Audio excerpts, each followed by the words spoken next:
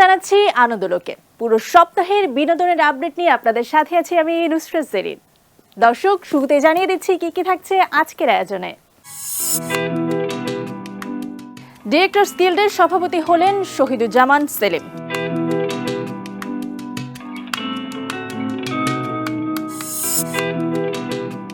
শেষ হলো মাতৃভাষা চলচ্চিত্র উৎসব 2025।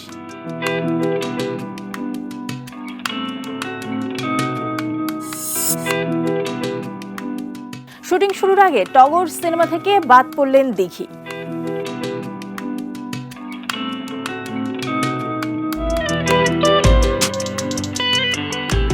অনুষ্ঠিত হয়ে গেল নাট্য পরিচালকদের সংগঠন ডিরেক্টরস গিল্ডের 2025-27 মেয়াদের নির্বাচন। হাড্ডাহাড্ডি লড়াইয়ের মধ্য দিয়ে অনুষ্ঠিত এই নির্বাচনের সভাপতি পদে বিজয়ী হয়েছেন শহীদুজ্জামান সেলিম। অপরদিকে 222 ভোট পেয়ে সাধারণ সম্পাদক পদে নির্বাচিত হয়েছেন ফরিদুল হাসান। নতুন নেতৃত্বের হাত ধরে পরিবর্তন আসবে এমনটাই প্রত্যাশা নির্মাতাদের। বিস্তারিত জানাচ্ছেন শাহাদাত রিফাত।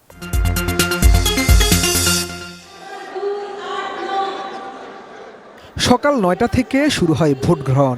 দিনভর উৎসব মুখর পরিবেশে ভোটাধিকার প্রয়োগ করেন ভোটাররা। 22 ফেব্রুয়ারি নির্বাচনের দিন লড়াই ছাপিয়ে মিলন মেলায় রূপ নেয় পুরো শিল্পকলা। ভোটার না হলেও ভোট কেন্দ্রে ছুটে আসেন অনেক অভিনেতা অভিনেত্রীরা। সবার বিশ্বাস নতুন নেতৃত্বের হাত ধরে নতুন কিছু পাবে বাংলা নাটক। আমাদের যে কোনো কমিটি আসলে একটা প্রত্যাশা থাকেই যে ভালো কিছু করবে, সুন্দর কিছু করবে, নতুন কিছু করবে। আমার প্রথম প্রত্যাশা হবে রাষ্ট্রীয় আমাদের অধিকার। সেকেন্ড চাওয়া হবে ডিরেক্টরদের সম্মান। ডিরেক্টরস গিল্ড ইন্ডাস্ট্রির সবচেয়ে শক্তিশালী সংগঠন হওয়া খুবই জরুরি। একটা সংগঠন যদি শক্তভাবে নিজের ব্যক্তিত্ব নিয়ে দাঁড়াতে পারে, তাতে আমাদের যুদ্ধ করতে সুবিধা হবে। দিনভর আনন্দ ঘন পরিবেশের মধ্য দিয়ে চলা এই ভোট গ্রহণ শেষ হয় বিকেল 5টায়। কাদের হাতে উঠছে দায়িত্ব তা জানতেই কেন্দ্রের সামনে অপেক্ষা শত শত নির্মাতাদের। সন্ধ্যা গড়িয়ে যখন রাত 8টা, তখন ফলাফল নিয়ে সামনে নির্বাচন কমিশন ঘোষণা করেন প্রাথমিক ফলাফল। সভাপতি পদে এখানে প্রার্থী ছিলেন দুজন। শহীদুজ্জামান সেলিম পেয়েছেন 271 ভোট এবং সালাউদ্দিন লাবলু পেয়েছেন 173 ভোট। পরাজিত হলেও নাটকের কল্যাণেই নতুন নেতৃত্বের সাথে কাজ করবেন জানান সালাউদ্দিন লাবলু। নির্বাচনে যারাই জিতবে তারাই আমাদের সংগঠনকে এগিয়ে নিয়ে যাবে। সুতরাং এটা ব্যক্তিগতভাবে কতটা জয়ের আশাবাদী এইভাবে আমি ভাবিই নি বিষয়টা। সবাইকে সাথে নিয়ে গতিশীল সংগঠনের রূপ দিয়ে নির্মাতাদের মর্যাদা পুনরুদ্ধারে কাজ করার প্রত্যয় নবনির্বাচিত সভাপতি সম্পাদকের। যারা নির্বাচনে যোগ্য হিসাবে জয়লাভ করবে তাদেরকে দিয়ে সংগঠনটি নতুনভাবে আবার গতিশীল একটা যাত্রা শুরু করবে, এরকমই প্রত্যাশা আমাদের। নতুন এই কমিটির সহসভাপতি পদে রাশেদ আক্তার নাজুক, ফিরোজ খান ও সকাল আহমেদের সাথে যুগ্ম সাধারণ সম্পাদক পদে তুহিন হোসেন ও দিন মোহাম্মদ মন্টু নির্বাচিত হয়েছেন। এছাড়া সাংগঠনিক সম্পাদক পদে মনিরুজ্জামান লিপন, আবু রাহান জুয়েল, অর্থ সম্পাদক সঞ্জয় বড়ুয়া, তথ্য প্রযুক্তি সম্পাদক নাজমুল হুদা রনি, প্রচার ও প্রকাশনা সম্পাদক প্রীতি দত্ত, আইন ও কল্যাণ বিষয়ক সম্পাদক সাইদ রহমান, দপ্তর সম্পাদক গাজী আপেল মাহমুদ, প্রশিক্ষণ ও আর্কাইভ সম্পাদক নির্বাচিত হয়েছেন। শাহাদাত রিফাত, এটিএন নিউজ, ঢাকা। শেষ হলো মাতৃভাষার চলচ্চিত্র উৎসব 2025-এর এবারের আসর। 2 দিনব্যাপী এই উৎসবে দেখানো হয়েছে 15টি স্বল্প দৈর্ঘ্য চলচ্চিত্র। বিস্তারিত জানাচ্ছেন সাদিয়া ন্যান্সি। ভাষা শহীদদের স্মরণে ও আন্তর্জাতিক মাতৃভাষা দিবস উপলক্ষে ধানমন্ডি ভিনটেজ কনভেনশন হলে আয়োজন মাতৃভাষা চলচ্চিত্র উৎসব 2025-এর, যেখানে বাংলা সহ চাকমা, মারমা, বম, গারো, সাঁওতাল, খিয়াং ভাষায় নির্মিত 15টি সিনেমা দেখানো হয়। তৃতীয়বারের মতো এই আসরে বাংলা ভাষায় নির্মিত চলচ্চিত্রগুলোর মধ্যে স্থান পেয়েছে রক্তকরবীর খোঁজে নন্দিনী, পোস্টমাস্টার, শাওলি মজুমদার পরিচালিত চলচ্চিত্র ঘরে ফেরা, মৃত্তিকা রাশেদের কালার্স অফ হোপ সহ বেশ কয়েকটি সিনেমা। প্রথমবারের মতো বাংলাদেশের ইতিহাসে খ্যাং ভাষাভাষীতে নির্মিত হচ্ছে একটি কাহিনী চলচ্চিত্র, যেটির নাম হচ্ছে খেতসু, অর্থাৎ প্রেয়সী, বাংলা ভাষায় হচ্ছে প্রেয়সী। সেখানে আমি নায়কের ক্যারেক্টারে করেছি। এই মাসটা হচ্ছে ভাষার মাস, আমাদের একটা গর্বিত মাস, মহান ভাষার মাসে আমাদের এই প্রথম চলচ্চিত্র, খ্যাং ভাষায় প্রথম চলচ্চিত্র এখানে উৎসবে প্রদর্শিত হবে। এই জন্য আমরা খুবই আনন্দিত এবং ধন্য। বাংলা ভাষা যেমন গুরুত্বপূর্ণ, তেমনি বাংলা এই ভূঅঞ্চলে অনেকগুলি জাতিগোষ্ঠী রয়েছে, তাদের নিজস্ব ভাষা, সংস্কৃতি এবং জীবন অভ্যাস রয়েছে। সেগুলি অনেকটা ক্ষয়িষ্ণু এবং হারিয়ে যাচ্ছে। চলচ্চিত্র যে ভাষা সেটা তো সার্বজনীন, সকলেই সে বুঝবেন, কিন্তু এইটা শুধুমাত্র মাতৃভাষা নিয়েই কাজ করেছে। মাতৃভাষা উৎসব মানে হচ্ছে যতগুলি জাতিগোষ্ঠী রয়েছে তাদের নিজস্ব ভাষা দিয়েই এই চলচ্চিত্রগুলি নির্মাণ হয়েছে।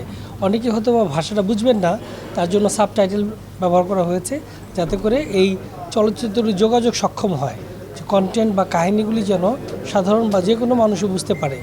2 দিনব্যাপী মাতৃভাষা চলচ্চিত্র উৎসবের উদ্বোধন করে পার্বত্য চট্টগ্রাম বিষয়ক উপদেষ্টা সুপ্রদীপ চাকমা ক্ষুদ্র নৃগোষ্ঠীর স্বতন্ত্র ভাষা ও সংস্কৃতির কথা তুলে ধরেন।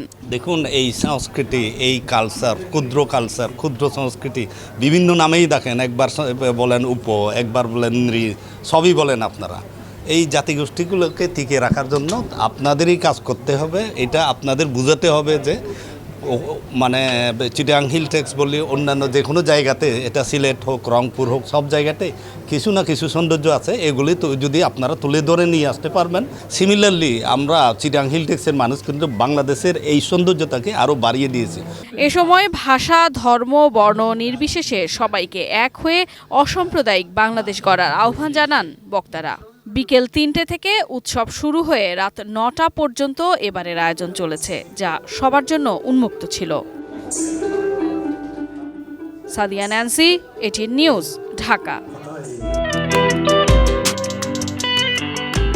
গ্রামের নগরায়ন আর তার সঙ্গে বদলে যাওয়া পরিবর্তনকে সঙ্গে নিয়ে নির্মিত হয়েছে স্বল্প দৈর্ঘ্য চলচ্চিত্র এখন কি উপায়। সম্প্রতি অনুষ্ঠিত হয়ে যাওয়া 2 দিনব্যাপী আন্তর্জাতিক কমিউনিটি ডিজিটাল স্টোরি টেলিং ফেস্টিভ্যালে পুরস্কৃত হয় এই স্বল্পদৈর্ঘ্য চলচ্চিত্রটি।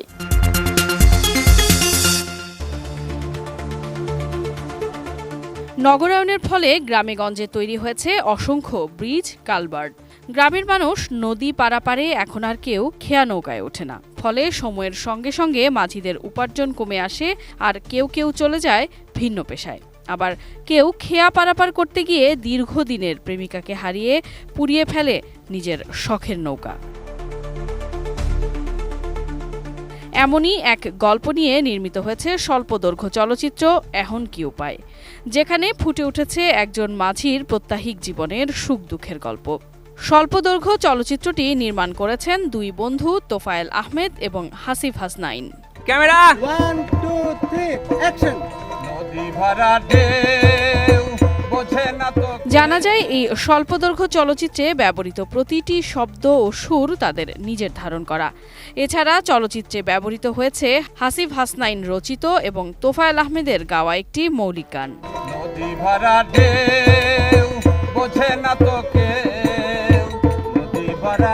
সম্প্রতি অনুষ্ঠিত হয়ে গেল ড্যাফোডিল ইন্টারন্যাশনাল ইউনিভার্সিটির আয়োজনে 2 দিনব্যাপী আন্তর্জাতিক কমিউনিটি ডিজিটাল স্টোরি টেলিং ফেস্টিভ্যালের 2য় আসর। এবারের আসরের মূল বিষয় ছিল উপকূলীয় জীবন, যেখানে দেশের উপকূলীয় অঞ্চলের মানুষের সংগ্রাম, জীবনযাত্রা, সংস্কৃতি এবং টিকে থাকার লড়াইয়ের গল্প তুলে ধরে পুরস্কার জিতে নিয়েছে এই স্বল্পদৈর্ঘ্য চলচ্চিত্রটি। Sadia Nancy, ATN news, Dhaka.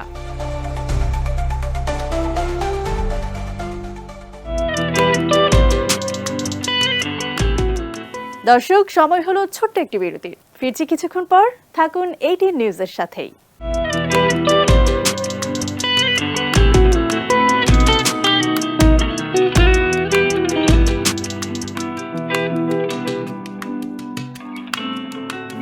দর্শক, বিরতির পর আরো একবার স্বাগত জানাই আনন্দলোকে।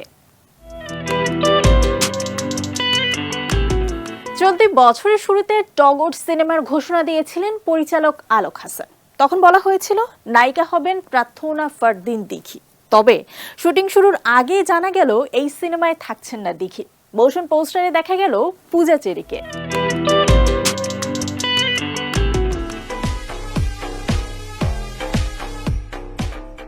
হাতে রক্তমাখা হাতুড়ি, পরনে শাড়ি আর হাতে ছুরি, দু চোখে প্রতিহিংসার আগুন, শরীরের বিভিন্ন অংশে লেগে আছে রক্তের ছোপ ছোপ দাগ, যেন খানিক বাদেই সবকিছু জ্বালিয়ে পুড়িয়ে ছারখার করে দেবেন সব। সম্প্রতি টগর সিনেমার মোশন পোস্টারে এমন রূপেই হাজির হয়েছেন চিত্রনায়িকা পূজা চেরি। তবে এই সিনেমার জুটিবদ্ধ হয়ে অভিনয় করার কথা ছিল আদর আজাদ আর দিঘির। জানুয়ারির 1 তারিখে তারকা জুটি নিয়ে সিনেমাটির অ্যানাউন্সমেন্ট টিজারে প্রকাশ করা হয়, কিন্তু মাস গড়াতেই পাল্টে যায় দৃশ্যপট।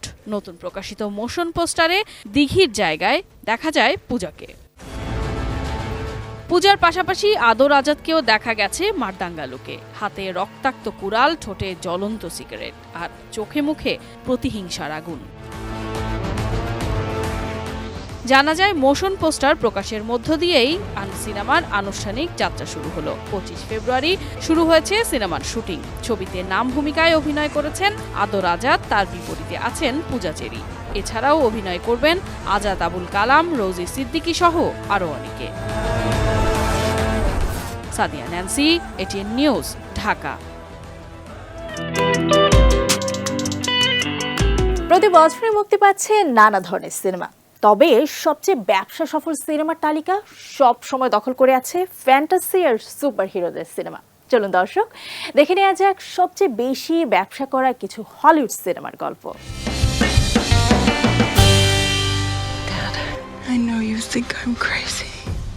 এখন পর্যন্ত আয়ের দিক থেকে সর্বোচ্চ রেকর্ডের তকমা ধরে রেখেছে অ্যাভাটার সিনেমাটি। টাইটানিক সিনেমা তৈরি করার সময় 1994 সালে ক্যামেরনের মাথায় অ্যাভাটার সিনেমার ধারণা আসে, কিন্তু নতুন সিনেমার দৃশ্য ধারণ করার প্রয়োজনীয় প্রযুক্তি তখনও আবিষ্কার না হওয়ায় কাজ শুরু হতে দেরি হয়।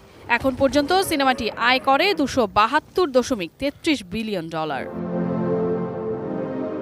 অ্যাভাটার সিনেমার মুক্তির প্রায় 13 বছর পর 2022 সালে প্রেক্ষাগৃহে মুক্তি পায় অ্যাভাটারের sequel Avatar the way of water.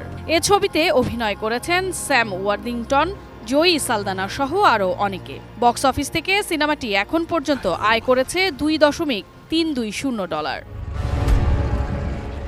2019 সালে মুক্তি পাওয়া এই সুপার হিরো সিনেমাটি নিয়ে মুক্তির আগে থেকেই ভক্তদের মধ্যে তোলপাড় শুরু হয়। মুক্তির পর ভাঙতে থাকে একের পর এক রেকর্ড। এখন পর্যন্ত বক্স অফিস থেকে সিনেমাটি আয় করেছে $2.796 বিলিয়ন। তুমুল জনপ্রিয় জুরাসিক পার্ক সিরিজের চতুর্থ ছবি জুরাসিক ওয়ার্ল্ড মুক্তি পেয়েছিল 2015 সালে। কলিন ট্রেভরোর এই সিনেমা 1993 সালে মুক্তি পাওয়া স্টিভেন স্পিলবার্গের জুরাসিক পার্ক ছবির সরাসরি সিকুয়াল। ছবিটির সাফল্যের রেশ ধরে রাখতে 1997 ও 2001 সালে নির্মিত হয় এ সিনেমার দুটি sequel, the lost world, Jurassic park এবং জুরাসিক পার্ক 3। $1.886 বিলিয়ন আয় নিয়ে এই তারকার সম্মানজনক স্থানে রয়েছে জন ওয়ার্ডস পরিচালিত সিনেমা স্পাইডারম্যান নো ওয়ে হোম। 2021 সালে মুক্তি পাওয়া মার্ভেল কমিক্সের এ ছবিতে অভিনয় করেছেন টম হ্যালন্ড ও জেন্ডায়া। এরপর নির্মাণ করা হয় এ সিনেমার আরও দুটি সিকুয়াল, স্পাইডারম্যান হোমকামিং এবং Spiderman far from home. The lion king মুক্তি পায় 2019 সালে। জন ফ্যাভেরো পরিচালিত এই সিনেমাটি 1994 সালে মুক্তি পাওয়া একই নামের সিনেমার রিমেক। 2016 সালে ডিজনির আরও একটি রিমেক, দ্য জঙ্গল বুক, বিপুল ব্যবসা করে এবং সাফল্যের হাত ধরেই তৈরি হয় এ সিনেমা। $250 মিলিয়ন বাজেটের সিনেমাটি বক্স অফিসে $1.657 বিলিয়ন আয় করে। Sadia Nancy, ATN news, Dhaka.